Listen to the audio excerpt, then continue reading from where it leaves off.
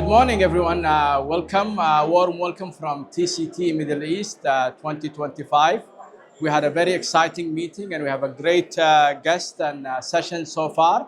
Today, we're going to interview Dr. David Moliterno, a professor of cardiology from the University of Kentucky. Welcome to TCT Middle East, David. Thank you. What a fantastic meeting. The very first meeting, and you can hear the noise in the background. There's so much excitement here with so many people and a lot of great science. I assume a lot of great friends and a great first meeting. Excellent. Terrific. Congratulations. Thank you so much. Your contribution is extremely valuable to this meeting. So you participated in the first day in a session entitled Academic Research, and the focus was around artificial intelligence. As you know, it's been a lot of talk and hype and excitement around this issue. So we're going to talk about two questions. Mainly, we're going to focus on research. How do you see AI shaping research in your capacity as an editor-in-chief of JACC? Yeah, so it's already here, and it's only going to get bigger and bigger and bigger. So it'll be interesting to see how it evolves. Right now it's in the earliest stages, and I think you can see its effect already on both sides. So you can see it on the author side, where some authors are using platforms such as ChatGPT to improve the quality of their writing, their grammar, and to make a better product, if you will. And that's great, that's fine. We just ask authors to be sure to include that so they can disclose they're using that software. Obviously, if they're using it for other things, it's even more important to make sure it's not affecting the science behind it. So that's great. Now on the editor side, we're also using it to try to make sure that research coming in is novel, it's original, it's not necessarily something that's been stolen or miscategorized in some way. So it's helping both sides. So it's an exciting time. I'm a little bit nervous about it because I know some problems are going to occur, but as I said, we'll have to wait and see what happens. So when we look at the landscape of the use cases available for editor-in-chief, which one would you say has a priority and more impact in the field? You mean which software or which application, use cases? So again, not certain. There's so many different types of artificial intelligence that are coming out. I think where we're seeing it mostly right now is basically, I would call statistics on steroids, right? Whereas in the past, we've largely used Cox regression models to do modeling, to look at outcome. Now, large language models, machine learning being used to not look at just 10 or 15 variables, looking at hundreds of variables to try to predict, better outcome models. And so I think it's having some impact. I don't think it's as dramatic as some people thought. The C statistics, for example, are better, but not dramatically better. I think probably the most important thing that artificial intelligence is doing is making things very fast. Whereas in the past, it may have taken days or weeks of statistics, right, to come up with an answer. Artificial intelligence is doing it very, very quickly and evolving. So from the author perspective as an editor-in-chief, have you noticed a variation, regional variation or geographical variation, the use of ChatGPT or AI from the author perspective? Yeah, no, that's good. We're just seeing it. I would say just within the last 18 months, we've requested authors to disclose it.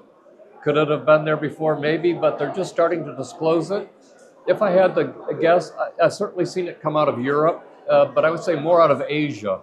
And I think largely where it's being used, again, is for language, where, English isn't their native language. And I think it's being used more to construct a better product, the prose. And so at least that's what's being disclosed so far is, using it to put together a product, not necessarily as much the science. Where we are seeing it affecting the science, as I said, maybe coming more out of Europe and the creation of, say, mortality models among patients having TAVR procedures.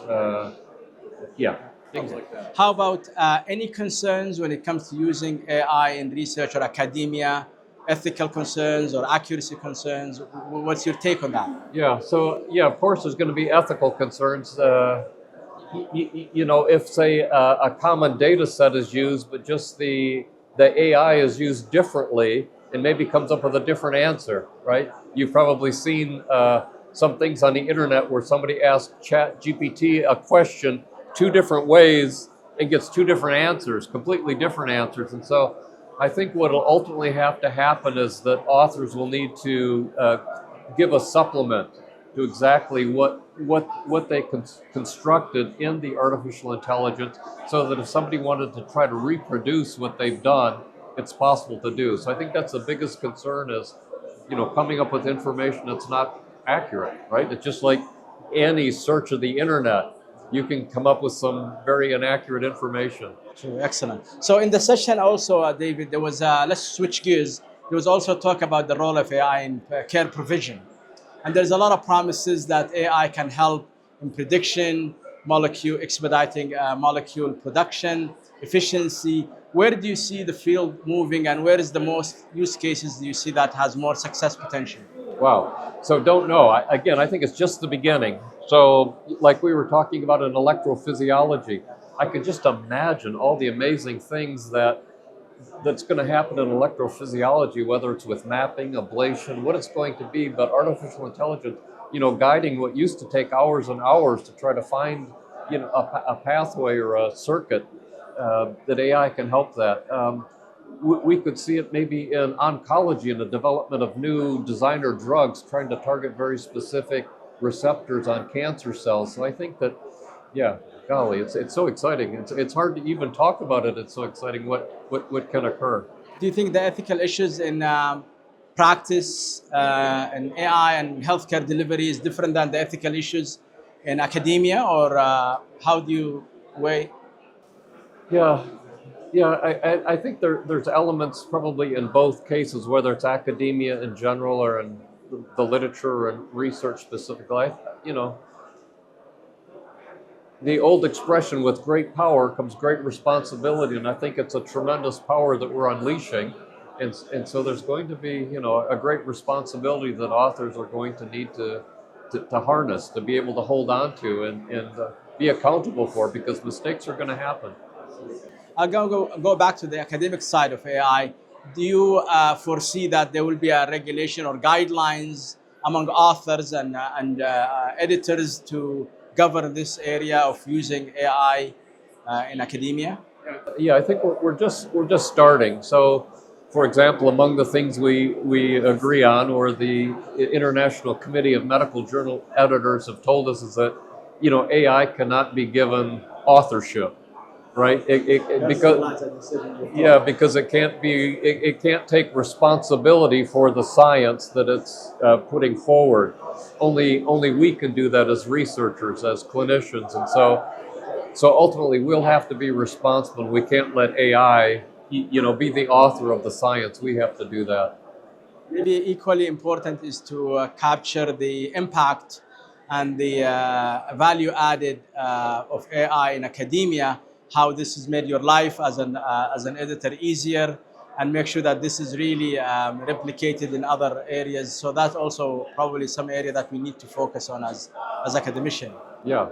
So right now I'm a little bit nervous, but mainly because of what we don't know.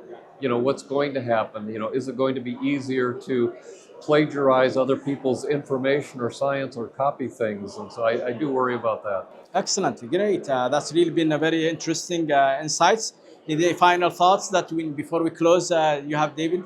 No, just all the best wishes for the future of TCT Plus in the Middle East. I think that, like the conversations we're having, I'm sure the next year and the next year it'll be even more information and even more science to share. Excellent. Thank you so much for being here with us and sharing your thoughts and expertise. Look forward to seeing you in the future in meetings like this. Thank you, David.